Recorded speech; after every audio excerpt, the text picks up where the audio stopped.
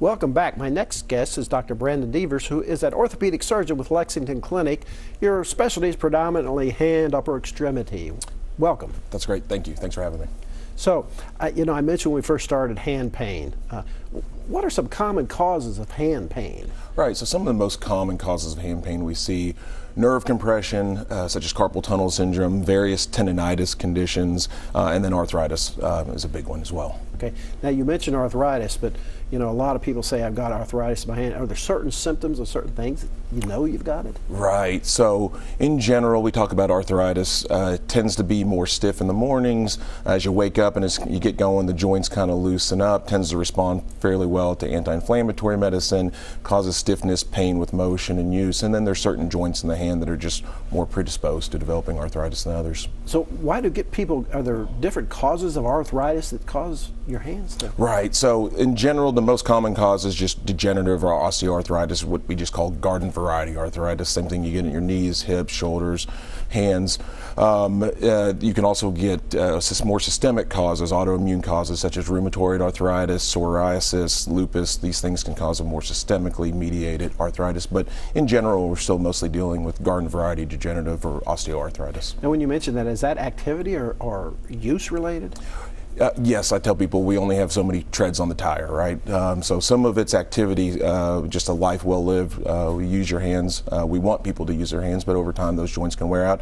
And some of it's genetic mediated. We know that there's predispositions genetically and biologically to arthritis. So some patients with a strong family history might just be more prone to it than others. So treatment, what do you do? All right, so when I see a patient for arthritis, we go over their x-ray, I show them, kind of explain what it is, and I look at them and I say, listen, I'll never put up an x-ray and tell you, oh, here's arthritis, here's what you have to do.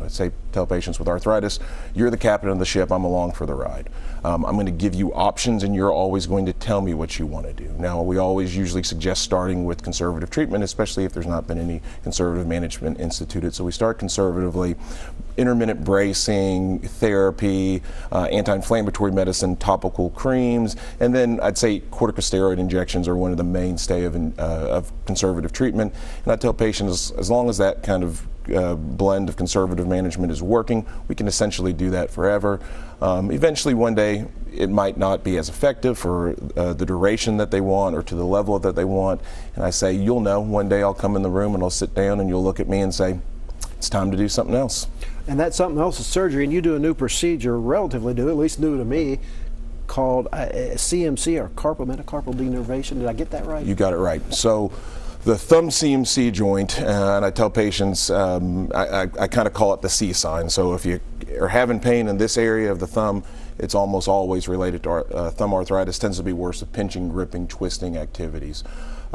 So the traditional procedure for this is we remove the bone called the trapezium. It's called a trapeziectomy, and then most surgeons use a tendon or a tendon slip to either kind of resuspend the thumb and fill in that space. Some people use an implant.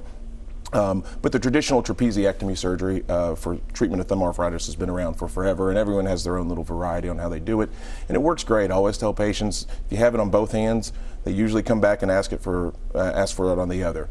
The main downside of the traditional surgery is you're looking at least 12 weeks of some restrictions with that hand before we can begin progressing with your strength and function.